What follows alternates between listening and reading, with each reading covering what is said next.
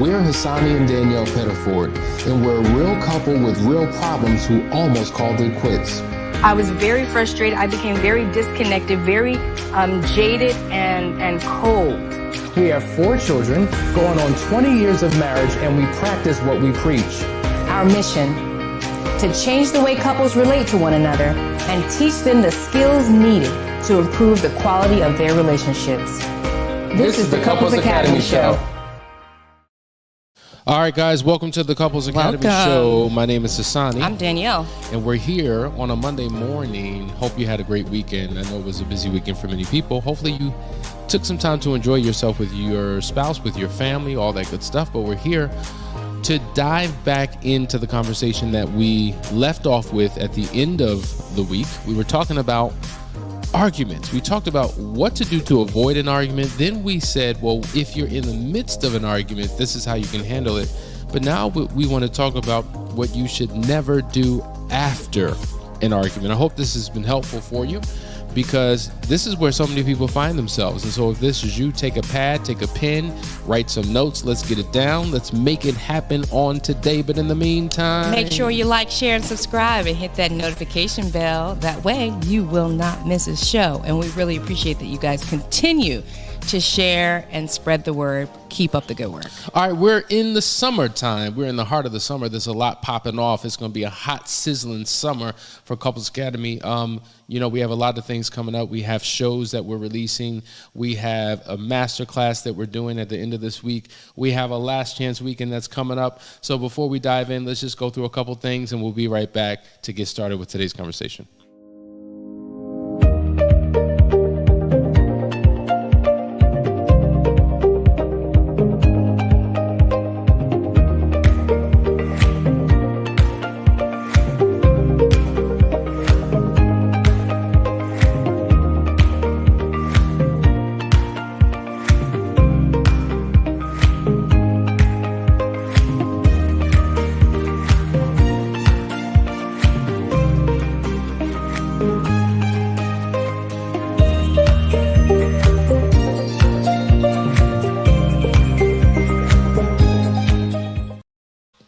Hey everybody, Danielle Pettiford here, and I am so excited to invite you to our upcoming masterclass entitled An Inside Job. Now, this masterclass is special because you guys have been asking for it, and we have been doing a lot of discussing about the Enneagram and how you relate with your spouse and how they relate to you, and the lenses and the perspectives that we all have that differ. But maybe you still feel stuck individually. Maybe for you, you know that you're not operating as your best self. Well, there is a roadmap that leads you right back to you, and it's a very individual journey, but we all can take it together. I'm so excited about this masterclass. I'm excited about showing you how to live a life without fear, without anxiety, without anger, and for you to understand that God already had a plan for you when He put you on this planet. He knew who He had designed you to be. And it's for you to do the digging and discovering to find out who that is so that you can live the best life at the highest calling that God designed for you. So I hope that you will join us in this masterclass. I can't wait to see you there.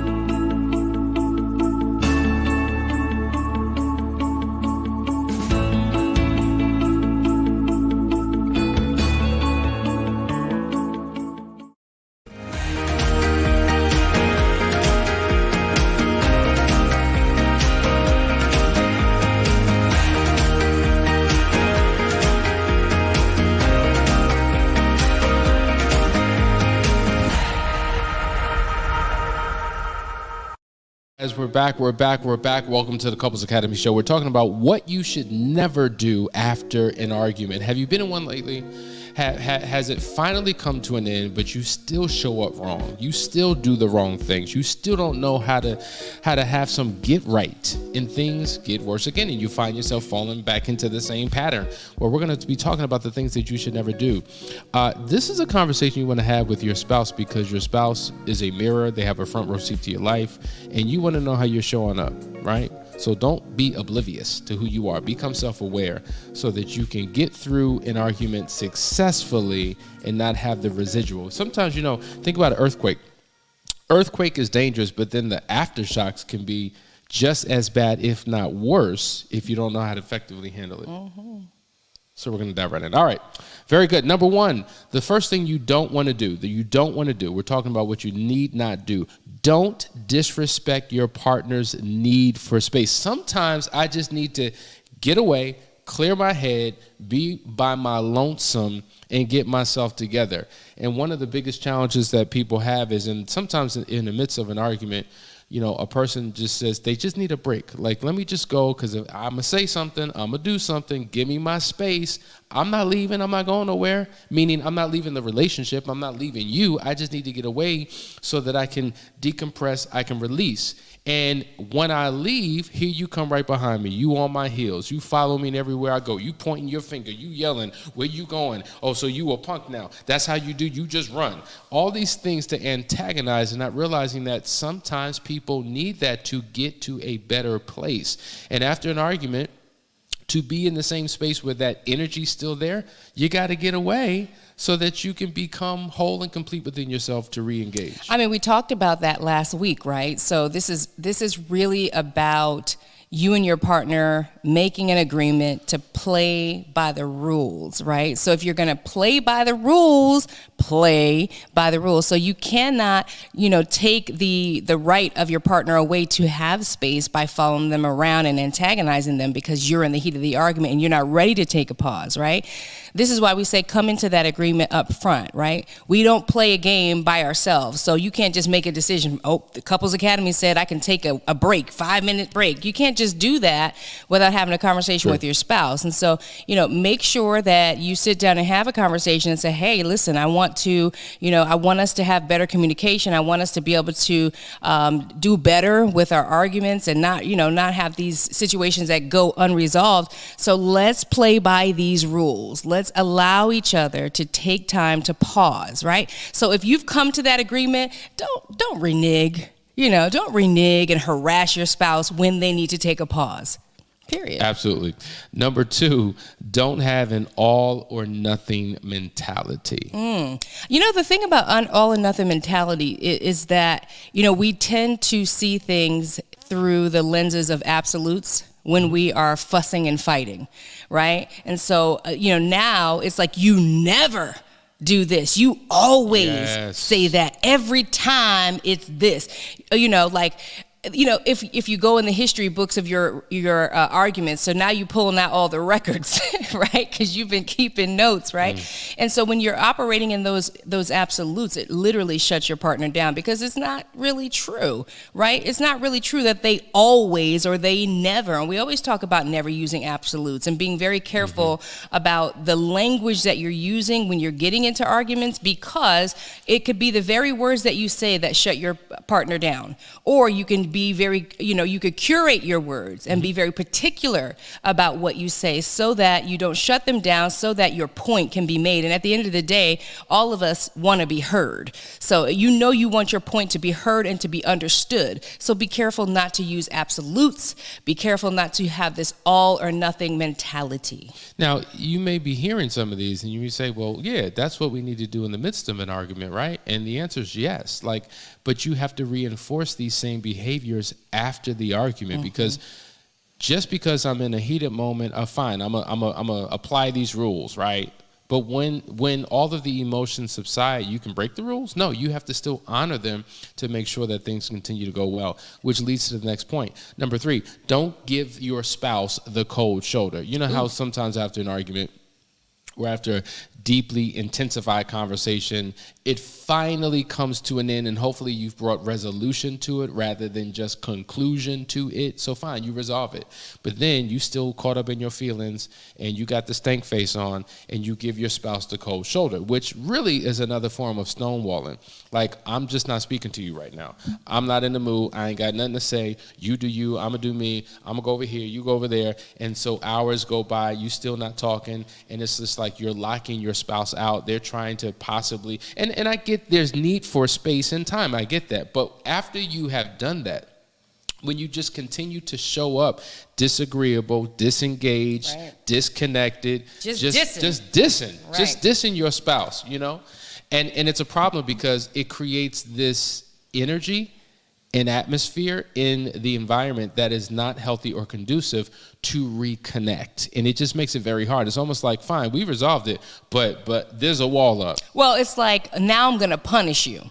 You know, yeah, we resolved it and we've moved on. And yeah, maybe you were right and we followed the rules, right? We did what Couples Academy said. We played by the rules. But now I'm going to punish you because of the way that you made me feel, or because I feel like I lost because I didn't get my way. And that's what it is when you're giving somebody the cold shoulder after an argument. You're letting them know that, yeah, we've verbally came to some type of resolution, but emotionally we have not. And you're going to feel it. And it's very intentional behavior. Real talk. That's real talk. All right, let's go to the next one. Number 4, don't keep their words in your arsenal. Ooh-wee, that's a horrible one. That's a bad one, right? Because now, remember, as one, we are supposed to be each other's vault, right? So after an argument, you've said all the things and you've become transparent, you've played by the rules, you've done all the things, and now, you know, you can choose to be a list maker, to take notes, right? And put them in your arsenal for the right time so that you can pull them out and you can attack.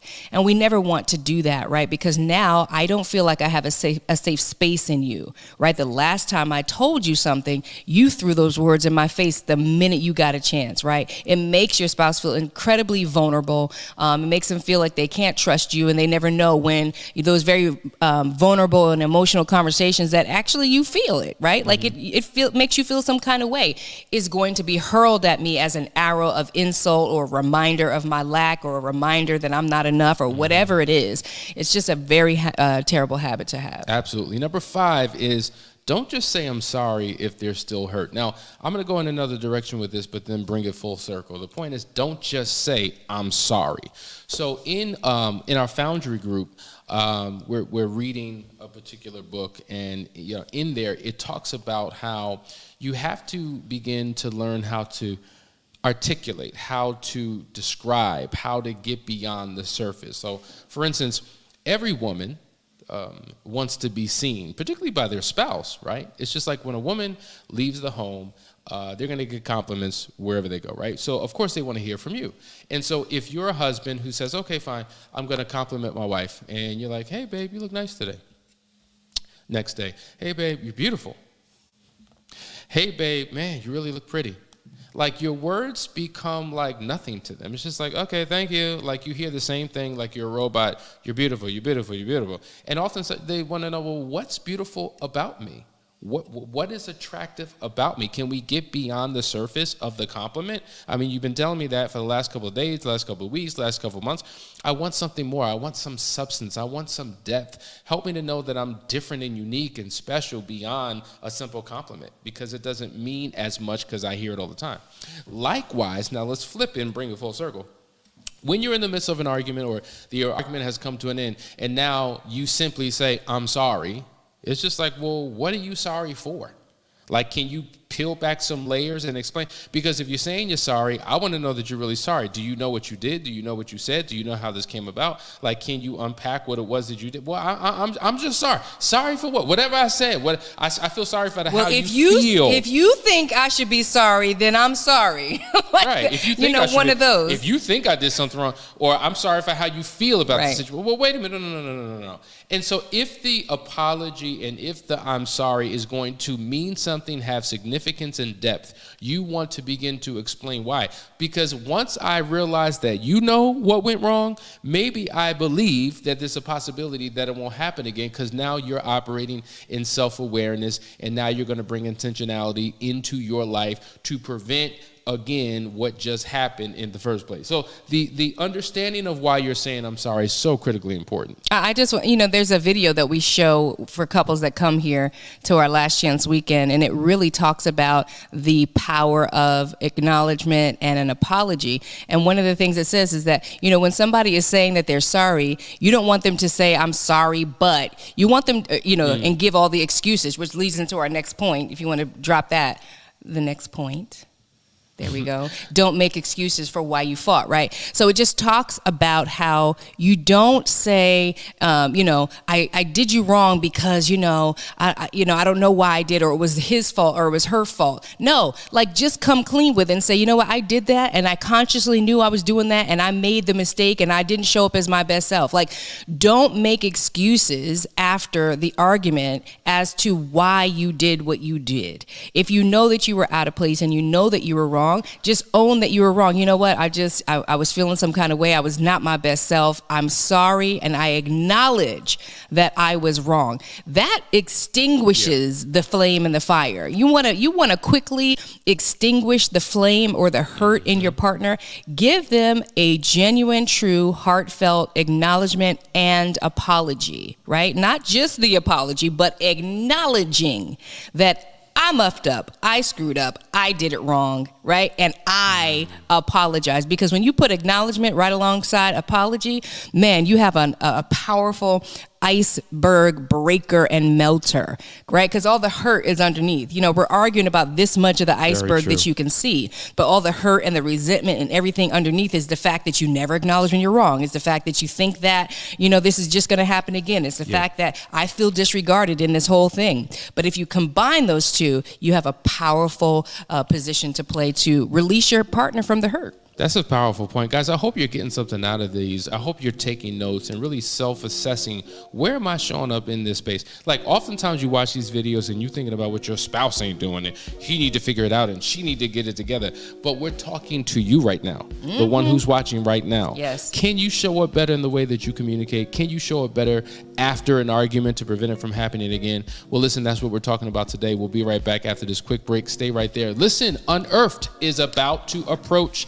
It's starting again July 6th, I believe. So you need to register. 6th. If you haven't registered, check this out. We'll be right back in just a second. To the wives struggling to move forward, I know that you're hurt, filled with doubt, fear, anger, and resentment.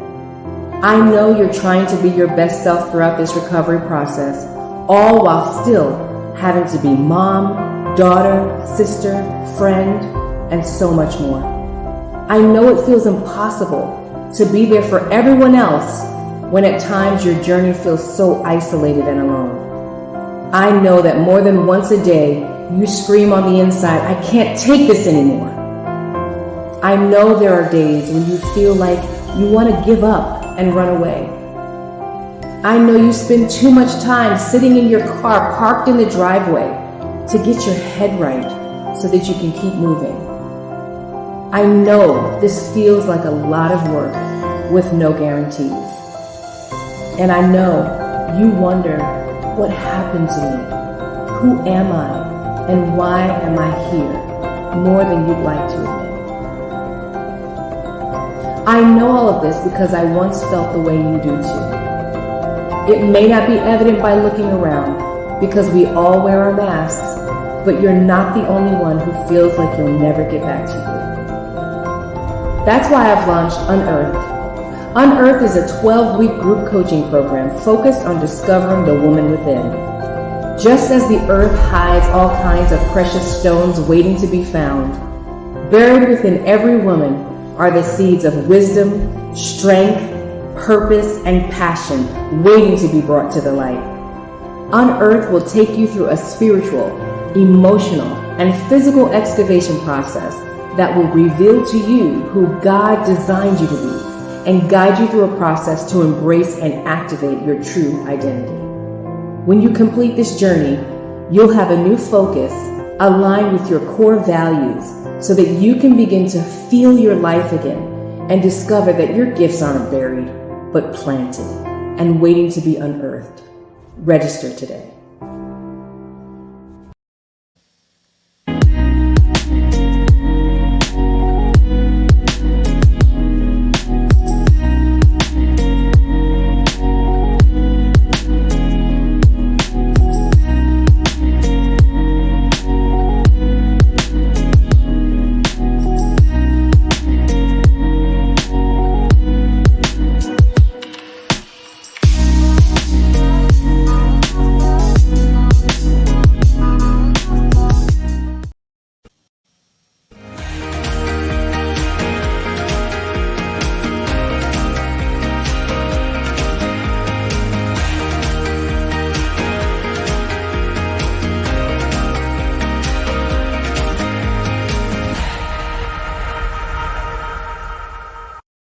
Welcome back, everybody. Couples Academy is back in full effect, and I want to make sure that I acknowledge our special people that make sure that they tune in every day. And I want to say hello to Vashawn. Good morning, Torre Gonzalez, Jewel, LaShawn is with us, Treetop Palmer is with us, Charles is with us, Jessica. Good morning from Maryland.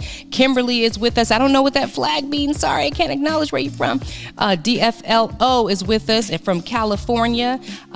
Denise is with us. Good morning, Denise. Kim is with us, tuning in. Michael Koger is with us. Good morning to everybody. Thank you so much for tuning in. I want to jump back into what we're discussing today. And, we were talking about, not making excuses for the argument.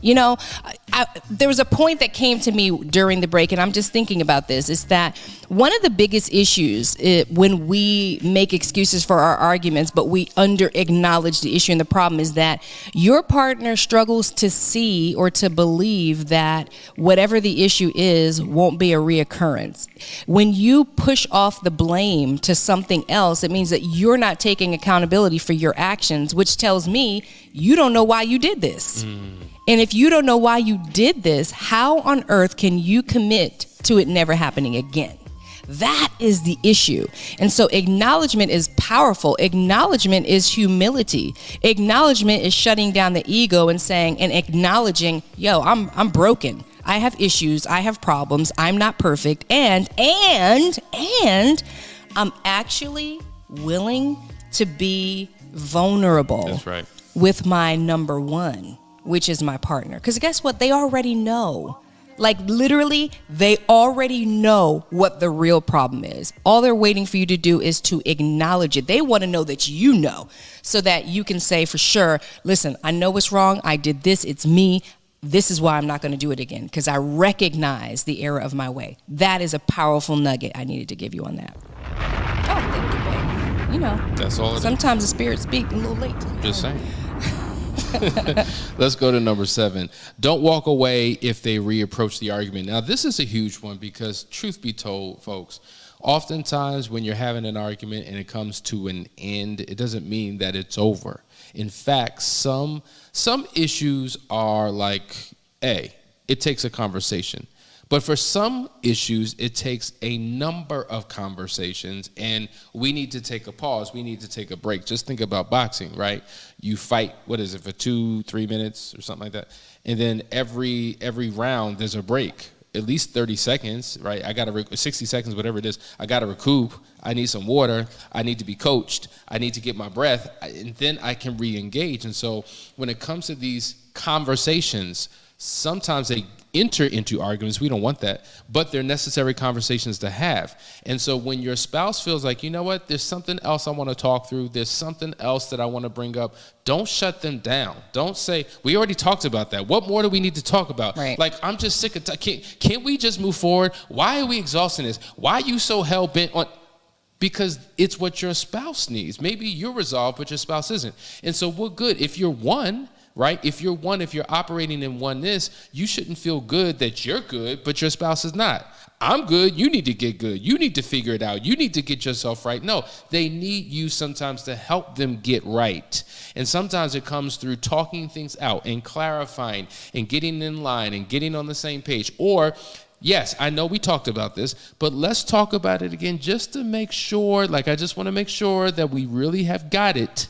And sometimes several conversations are what's necessary to finally put something to rest so that you can move forward. Because I'm going to tell you, a lot of times when you're in the midst of your emotions, you're going to say a whole lot of things that you don't even remember. You don't remember what they said. You don't remember what you said. You walk away with 2 different interpretations of what was said. And this is why we say record your conversations, take notes, just have something that you can reference again so that when you're engaging again, you can go back and say, see, this is what we said. This is what we came to. Because I'm going to tell you right now, you never want to make major decisions in the midst of an argument because you won't remember what you said.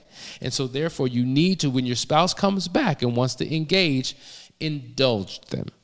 Does that make sense? Yes. All right, let's go to the next one. It does. Hey guys, don't keep getting into jabs. This is a good one. This is a good one for people to take notes on. I hope y'all take notes during the show, because you think about if you're taking that 30-minute break, right? And say your partner comes back to you and they have acknowledged the errors of their ways and they want to make amends with you, right? So they're in apology mode. Mm-hmm.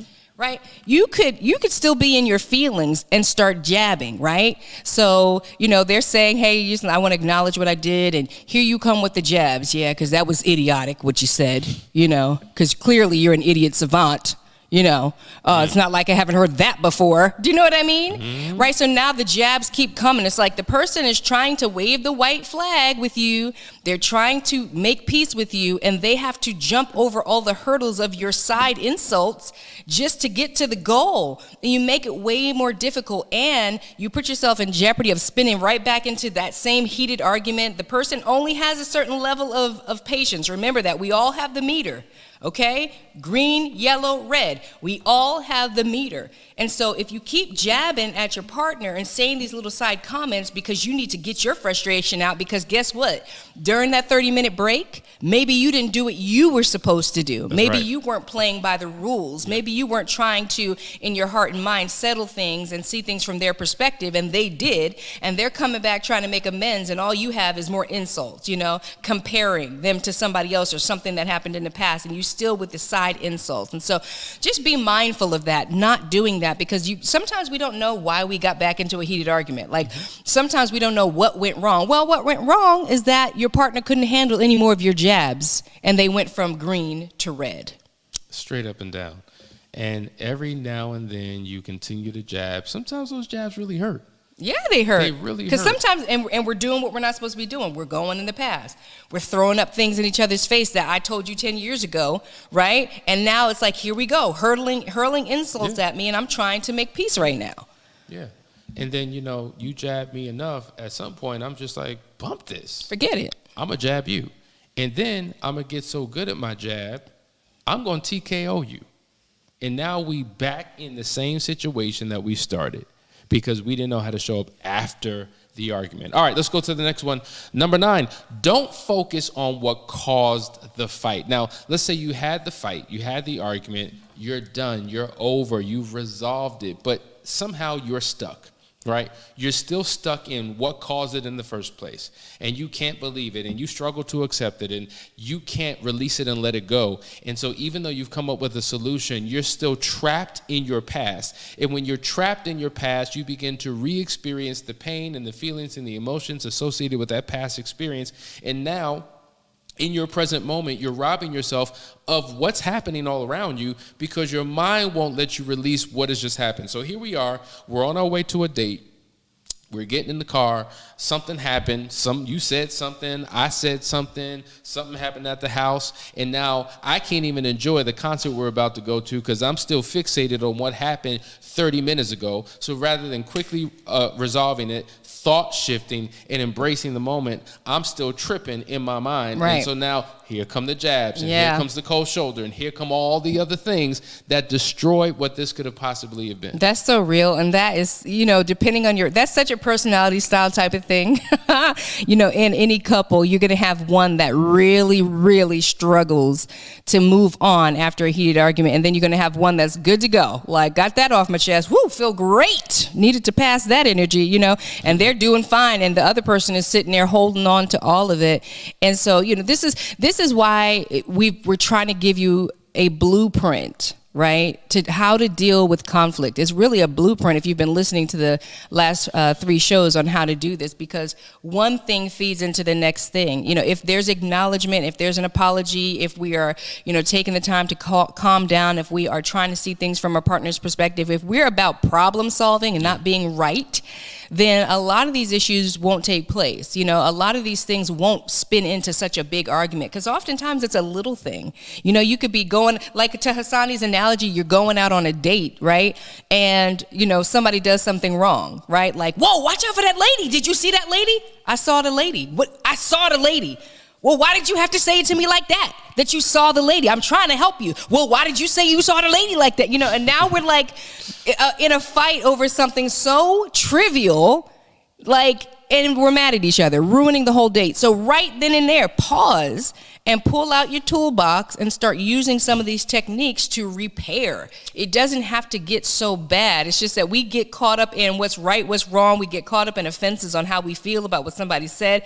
And we're not even mad about the real issue at hand. At all. Like, what is there to be mad about? You didn't kill the lady. The lady was just fine. You know what I mean? You were nowhere near the lady. You were nowhere near the lady. The lady was nowhere near. The lady was startled. The lady was like this, dropped her bags, The lady didn't do that. Almost died. There was no lady, but you get the point, right? These are the trivial things that we argue about that cause us to have big fights. And sometimes, depending on your personality, you won't talk for a week over something like this. That's real talk. And Yes. sometimes, you're so hypersensitive, right? You're so sensitive to so many things because maybe there's that big unresolved issue. And it's not about the lady. It's really about the other thing. But you're using Could be about control. It's depending. Yeah. Could be about control, not even about the lady. But that's the point. Mm-hmm. The lady is what we're using and the lady's masking the real issue. Right. And because we're so caught up in offense, we never get to the real issue, and the real issue never gets resolved. Anyway, I hope this is helping. Last point. Don't beat yourself up that you had the fight in the first place. You know what? We're human beings and human doings, right? Because all we're doing is doing and busy and running around, and arguments are supposed to happen. I've said this before.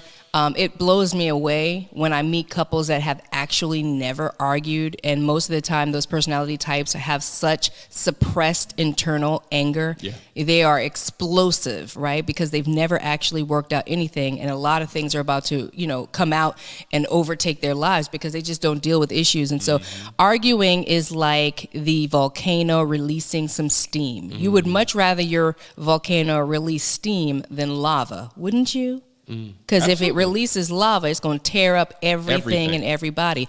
So arguments are to happen. Disagreements happen. It's about understanding how to play by the rules. If you learn how to play by the rules, you can be a master. We could change it. We don't even have to say arguing. We could say we negotiate. We no longer argue. When we have disagreements or we see things differently, we move into negotiation. Guys, you're watching the Couples Academy show. I hope that today's episode really gave you some meat to sink your teeth into so that you begin to experience change and transformation in your life and in your relationships. So thanks for tuning in. We look forward to seeing you in the morning for another series that we're about to begin. You want to know what it is? You got to show up at 9:30 a.m. See you guys. Love you. Bye. Have a great day.